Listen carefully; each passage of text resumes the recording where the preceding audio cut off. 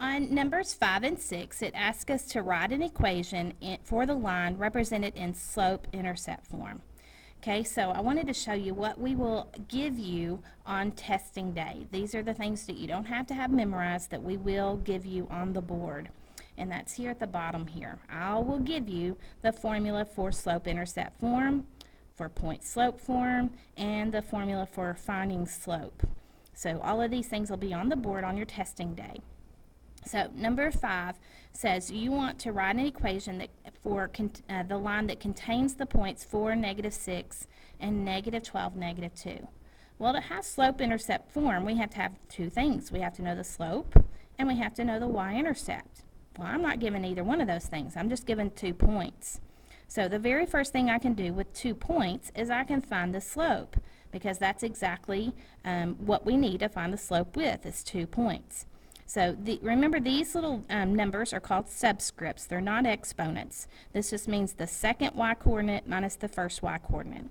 So since we have 2 points, this would be what I consider my first point, and this is my second point.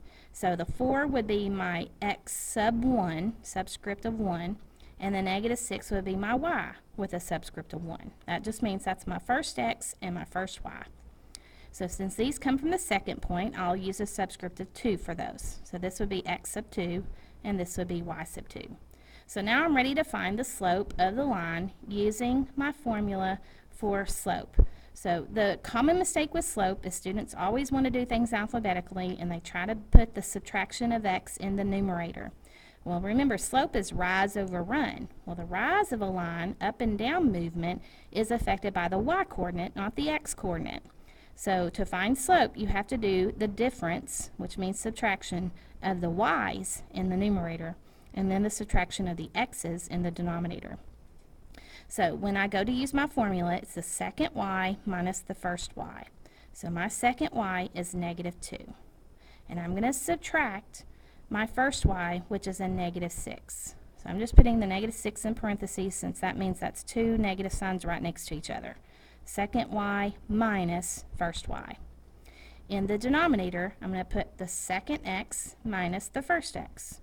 Well, my second x is -12, and I'm subtracting my first x, which is a +4.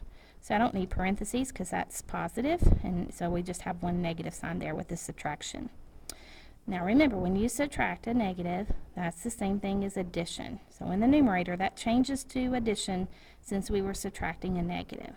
So we have -2 plus 6, which is +4. In the denominator, we have -12 minus 4, which is -16. Now be careful how you put that in your calculator. Make sure you put it in exactly the way it looks. If I was putting in -2 minus -6, you have to use the subtraction key for minus, and then I'll let you see that in the calculator. So see how the negative and the subtraction look different? So that's -2 minus, and now I would put in -6. So you can tell the difference between a subtraction sign and a negative sign, and that gives me +4. If I'm putting in -12 minus 4, I'm going to put in a negative sign and then the 12, but then the subtraction sign and the 4. I don't add another negative. There's not another one. There's just one, and it's subtraction, and that gives me -16. Now, this is my slope, but it's not simplified. We always want our slope, anytime you have a fraction, it doesn't matter if it's slope or not, you want it simplified. So remember, just like we did on number 4, where we were factoring using bottoms up and we had to create those fractions and simplify them, I can simplify 4/16 by 4 over -16 by putting that as division in my calculator. So I'm going to put 4 divided by -16. It'll give it to me as a decimal, but remember, I can get it as a fraction by hitting math and then enter 2 times, and it says it's -1/4. Now that negative sign, you can just put it right in front of the fraction. You could also write it as -1/4 or 1 over -4. Those are all the same thing. You just can't put a negative with the 1 and then 4, because then that's a positive slope. A negative divided by a negative is positive. So that negative can go in front with the numerator or the denominator, just not with the numerator and the denominator. So now we have one part of our information that we need to write in slope-intercept form. We know the slope. but we don't know the y-intercept. Neither one of these are my y-intercept because remember, a y-intercept is a point on the y-axis. Well, every single point on the y-axis has an x-coordinate of 0. This is 0, 1, 0, 2, 0, 3, and so on. Every point on the y-axis has an x of 0. Well, neither one of these have an x of 0. So those are not my y-intercepts. So this is when we need to use the point-slope form. The reason why we use point-slope form is when we're given the point, a point, and we're given the slope. Well, that's exactly what we know at this point. We know our slope, and we not only know a point, we know 2 points. So when you're using point-slope form, you just need 1 point on the line, so you get to pick which point you want to use. Now, where some students will have mistakes, though, is they think they can pick the x from one point and the y from another point. You can't do that. You've got to decide which one of these 2 points you're going to use in your point-slope form, and then you use it. So I'm going to use the point for -6. And my slope is -1/4. We just found it. And I'm ready to use the point-slope form. So for some reason, these ones look like just big old ones, but those are supposed to be subscripts. So that means y sub 1, that means your first y, and x sub 1, that means your first x. So to write the point-slope form, you're going to have y minus your first y. Well, what's my first y? A -6. So I have y minus a -6. And again, I said I put those in parentheses just so I don't have those two negative signs next to each other.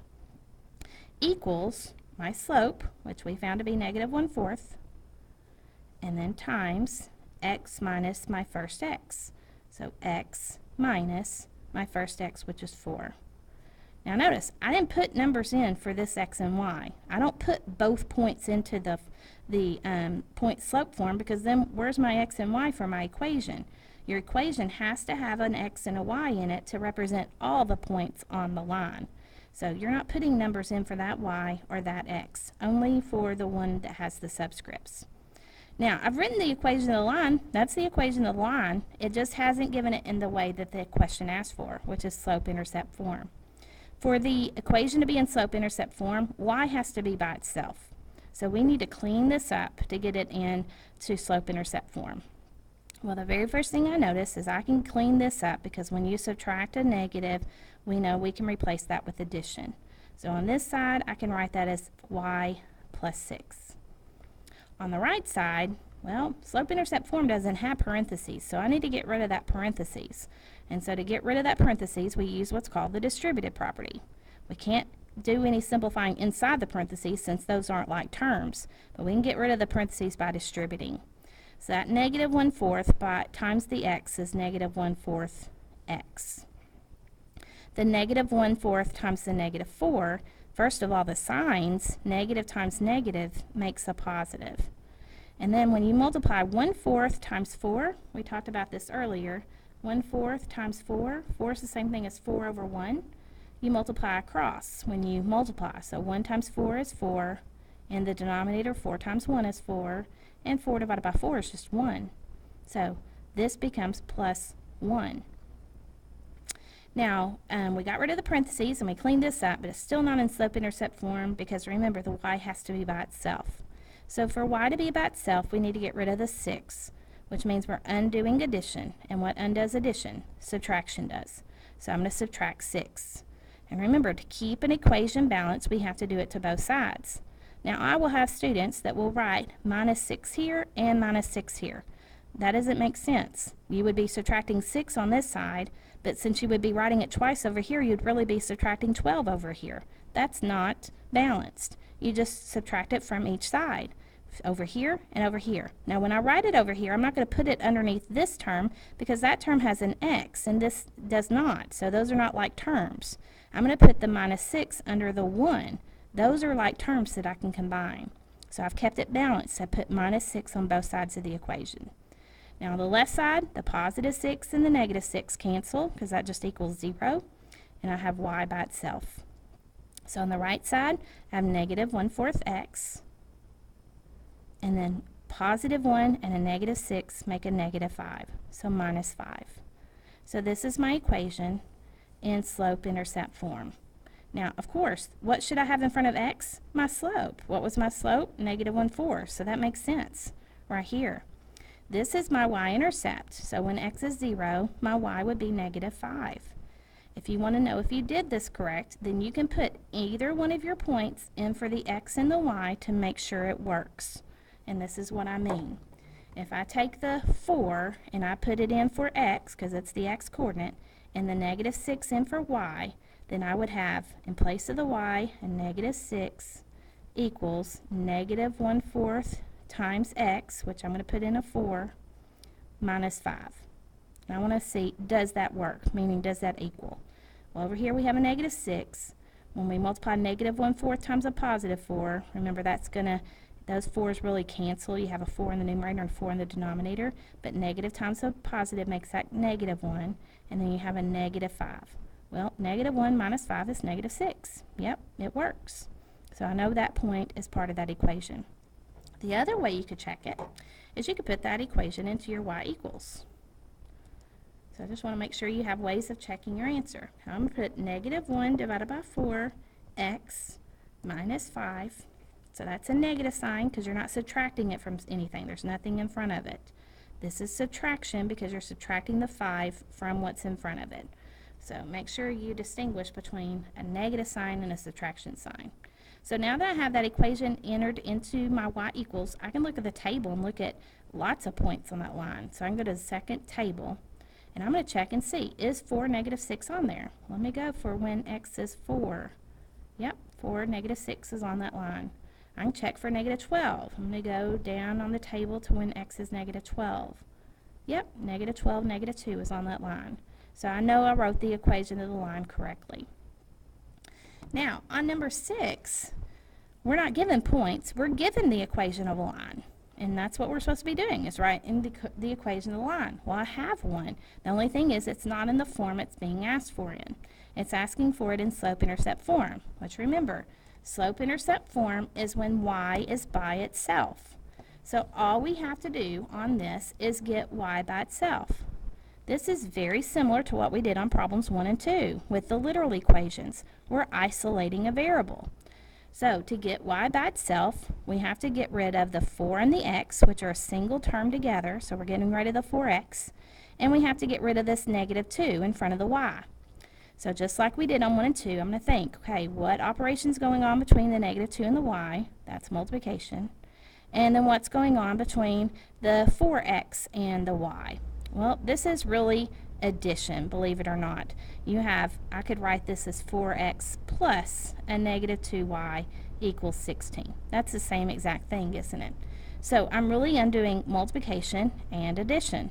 And remember, which one do we undo first? We undo addition.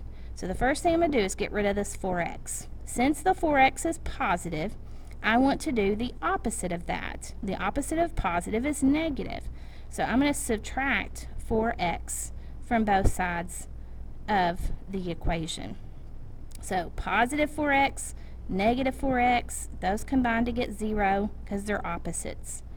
Now, when I write down what's left on the left side, don't forget that sign. That's not 2y, that's negative 2y. That sign is still part of my equation. Now, on the right side, I will have people that will write 12x every single time. That's not 12x. This 16 is not 16x. So those are not like terms. I cannot combine them. Now, remember, subtraction is not commutative, so be careful how you write this. The 16 is positive, the 4x... Excuse this interruption, but we need to see all the 8th grade English and science teachers in the office conference room. All 8th grade English teachers and science teachers. Thank you. The 16 is positive, the 4x is negative. Now, I could write that as 16 minus 4x. That would be perfectly fine. But remember, in slope-intercept form, we like the x term to be first. And so instead of writing this as 16 minus 4x, I'm going to put that negative 4x in front. And since the 16 is positive, right, plus 16.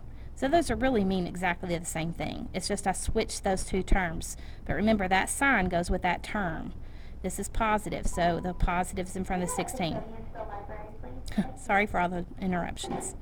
Okay, so now we have the y term by itself, but we don't have y by itself yet. Okay, so we need to get rid of the number in front of y, which is a -2. Now, I will see students all the time try to add 2 to get rid of that -2. What does addition undo? Addition undoes subtraction. This is not subtraction. A number in front of a variable is multiplication. So to undo multiplication, you must use its inverse operation, which is division. So to get rid of that -2, I'm going to divide by a -2. And remember, to keep it balanced, what you do to one side, you have to do to the other side. This whole thing gets divided by -2. So the -2 divided by -2, a number divided by itself is just 1. So those cancel, and I'm left with y by itself. When I'm dividing this whole side by -2, both terms get divided by -2. So you're really looking at -4x being divided by -2 and the positive 16 being divided by -2. Well, a negative divided by negative, remember, is positive, and 4 divided by 2 is 2. So we have 2x. And then here, 16 is positive, but we're dividing by -2, and a positive divided by negative is negative, and 16 divided by 2 is 8. So here is my equation in slope-intercept form. Y equals 2x minus 8.